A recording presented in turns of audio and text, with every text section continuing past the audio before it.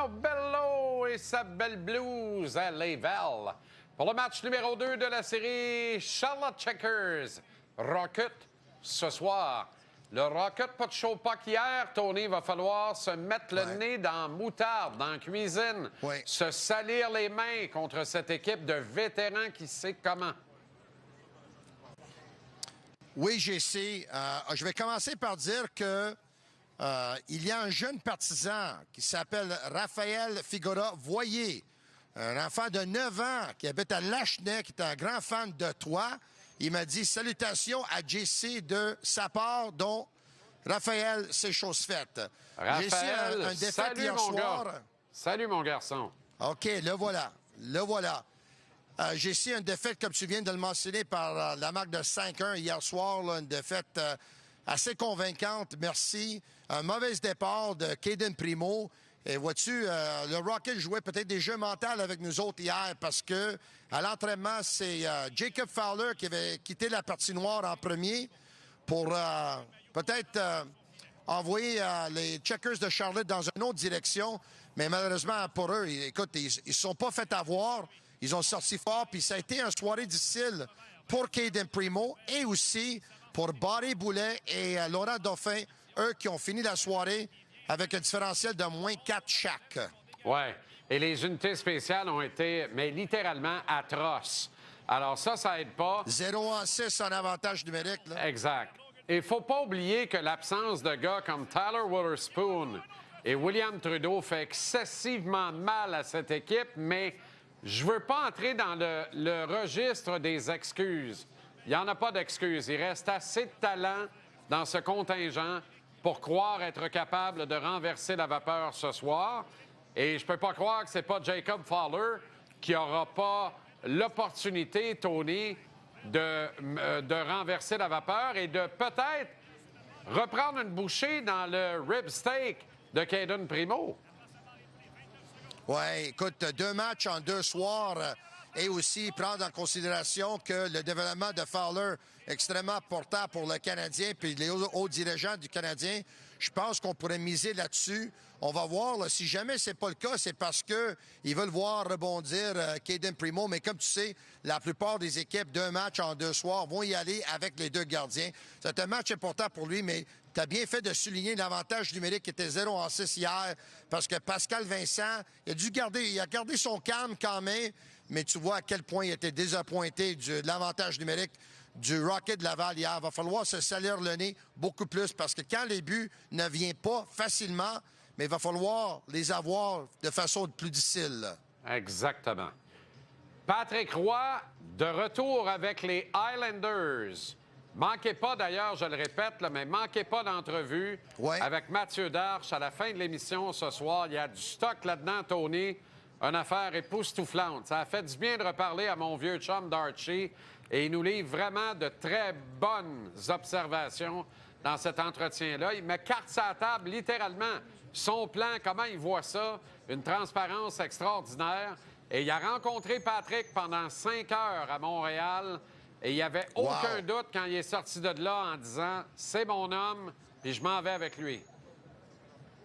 Et tu sais quelque chose, Jean-Charles, je suis pas surpris non plus parce que je pense que Mathieu Darche ne voulait pas faire des vagues non plus. Là, il arrive à Long Island puis il va mettre Patrick Roy dehors, même avant qu'il ait l'opportunité d'être en arrière du banc pour un match avec les Highlanders, avec Darche à la barre de cette équipe-là comme directeur général, évidemment.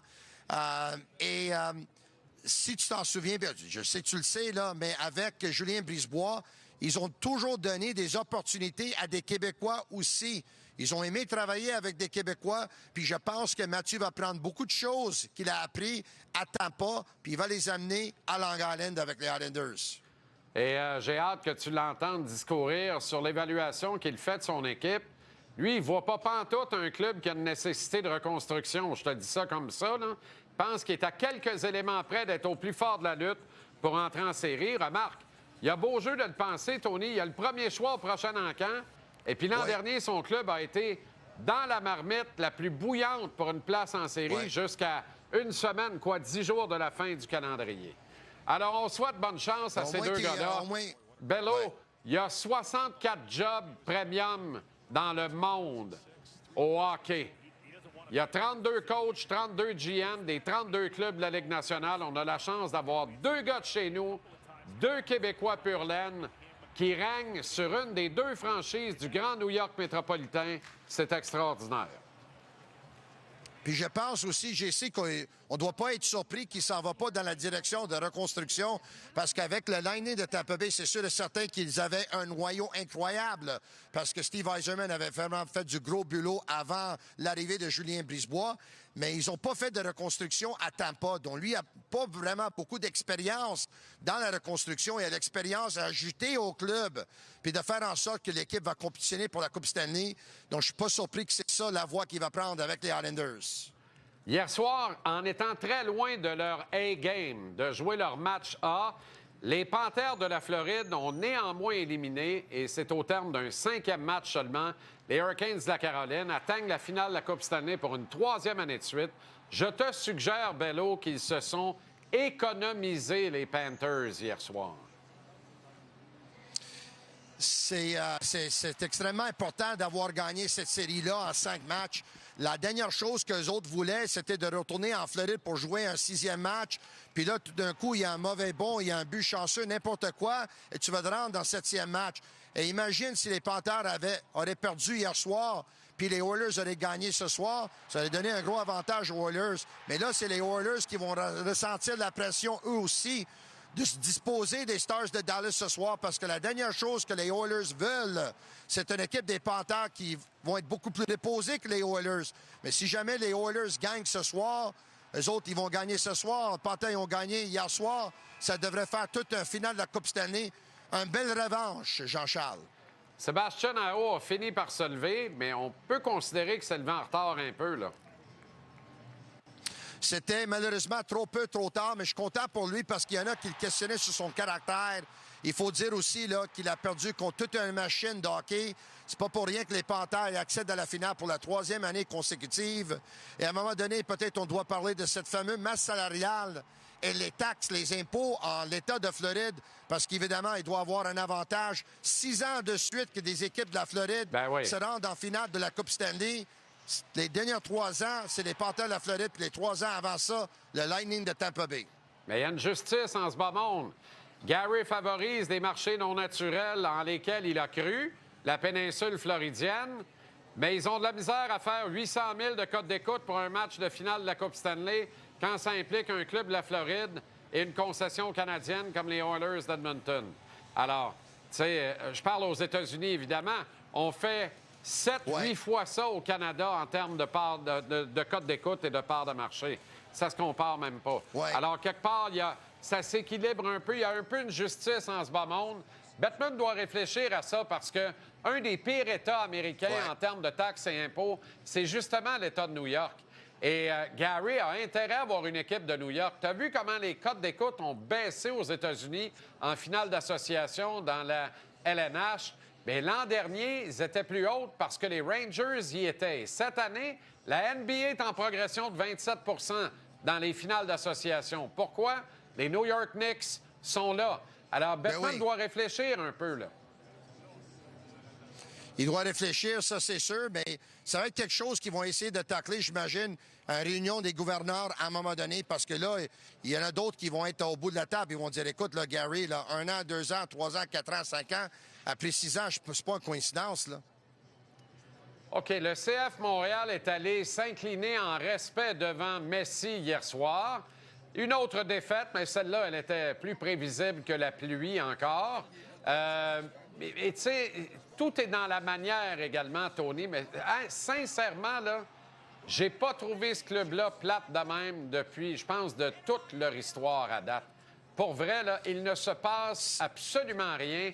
Et je comprends que les plus optimistes, qui gagnent 6 piastres par mois à peu près à sueur de leur front, à ne parler que de ça jour et nuit parce qu'ils en rêvent, ils en mangent, ils en dînent, ils en dorment. Respect à tous ces gars-là et ces filles-là qui tentent de vivre à travers le CF Montréal. Et je les comprends de ne pas voir l'évidence. Ce club-là n'est plus dirigé comme une équipe qui a des ambitions de demeurer très longtemps à MLS. C'est vraiment dommage, Jean-Charles, puis j'espère que tu as tort là-dessus parce que, mais, je vais te dire ça, il y a un compte sur l'application X qui s'appelle MLS Moves, puis la personne en arrière de ce compte-là a tweeté hier soir que le CF Montréal, cette édition de cette année du CF Montréal, est le pire de l'histoire de la Ligue de la MLS, puis ça fait mal, puis avec juste un victoire en 16 matchs, écoute, on doit se rendre à l'évidence, là, ça fait dur en tabaslac, et on nous dit souvent que l'argent ne garantit pas des victoires, mais qu'est-ce qu'on sait? Que dépenser de l'argent ou ne pas dépenser de l'argent en garantit pas plus. Le CF Montréal, hier, là, c'était le Miami contre le CF Montréal, c'était les hommes contre les enfants. Lionel Messi va avoir 38 ans d'ici 2 mois. Chance qu'ils l'ont pas affronté il y a 10 ans de ça. Puis Suarez s'approche au poids de Tony Marinaro. Puis pourtant, il a marqué 2 buts hier soir. Là. C'est pas bon signe, mon Jean-Charles. N'importe qui s'approche de ton poids puis le mien, c'est très, très mauvais signe. En dehors d'un lutteur professionnel, mais encore. Bonne soirée au Rocket à Laval. Bon match. On se reparle demain plus en chair qu'en os en studio ici, Vélo. Merci, JC. À demain. Ciao!